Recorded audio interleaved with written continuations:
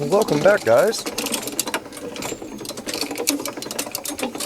think this may be a little bit easier way to unload these logs. Get these guys slid over here where we need to get them onto the mill.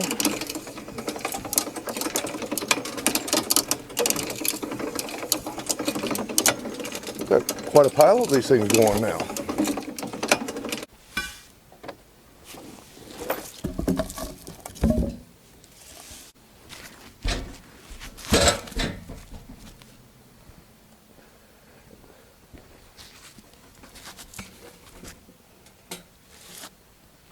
We have some decent material to work with here as well. It's a nice size log, nice and straight.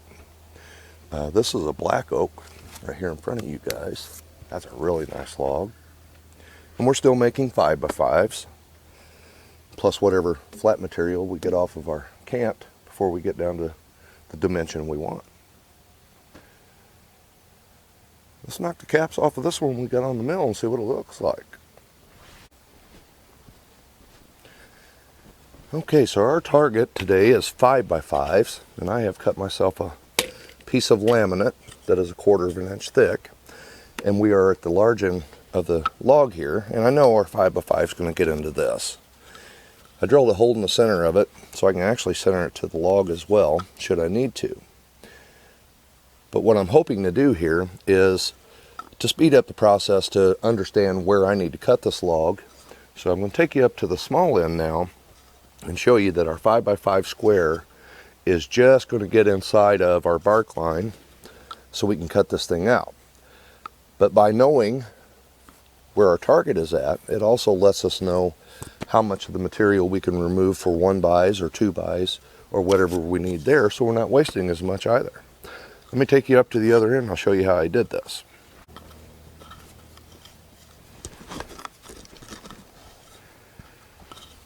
Up here on this end of the log,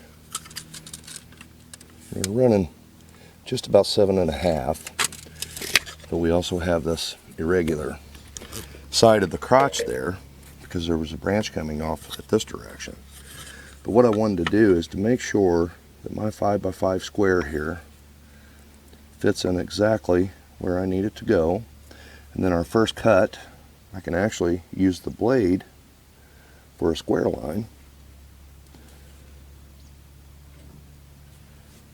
along with my pattern and make sure everything's matching. So that's going to ensure the first cut will be exactly where we need it. And then we roll this thing over, we don't have to fight with it in order to get cut down to where we need to be.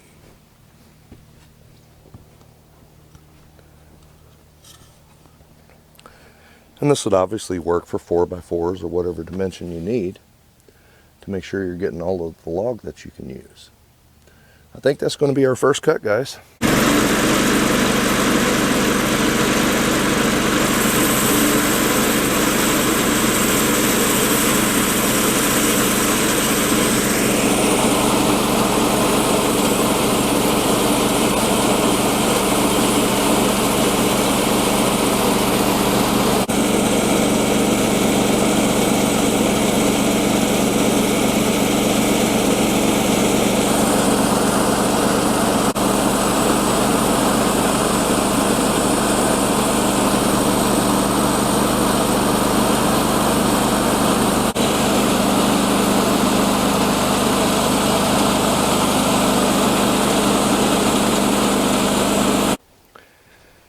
We definitely had a lot of knots across through that, so I ran my speed pretty slow.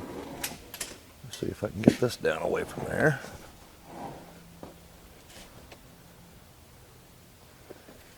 And this slab's large enough you could come back and take the live edge off and go ahead and make that into at least a 1x4. Let's see how we've done on our pattern down here.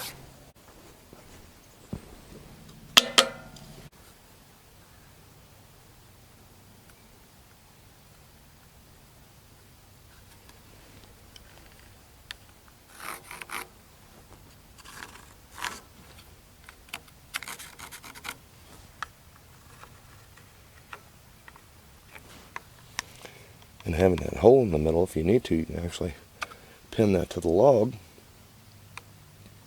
That's where we're going, guys.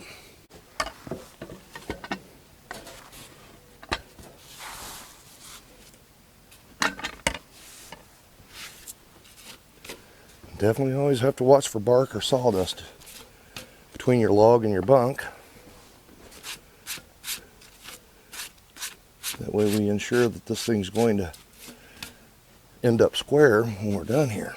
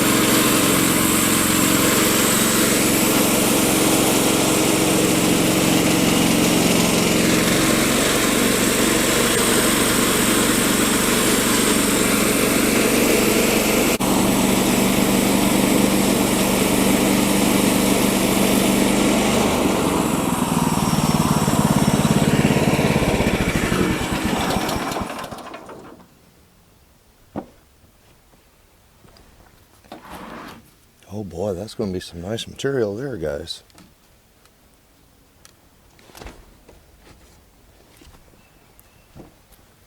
All right.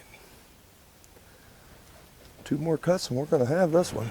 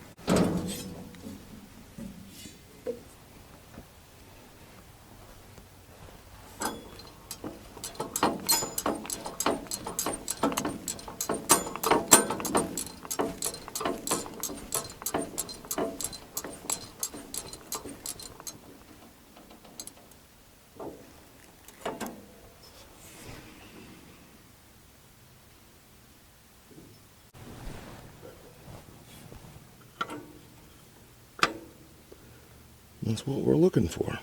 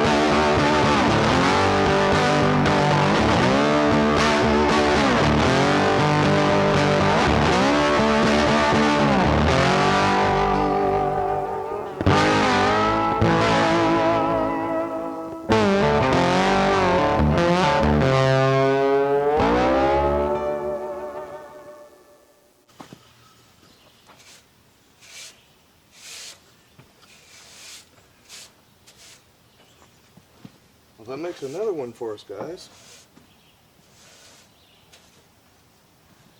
And we stayed pretty close to our pattern.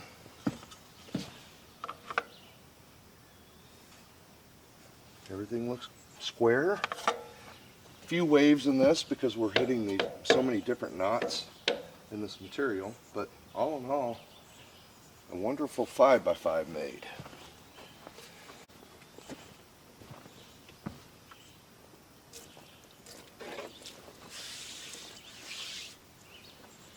And making material like this is just a lot of fun.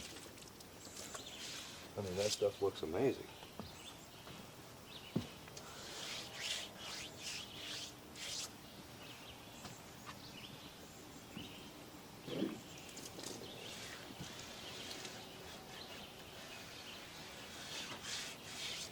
It is definitely worth a little bit of sawdust to get that type of results.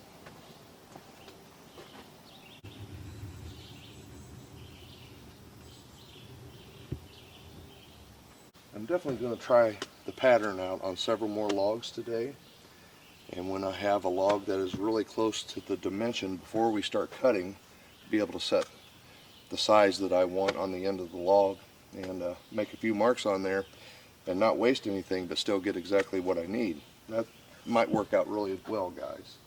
I hope you enjoyed the video. If you're enjoying your sawmill and you're making material like this, you're already having a pretty good day. Thanks for watching. I'll talk to you on the next one. We'll find something to do.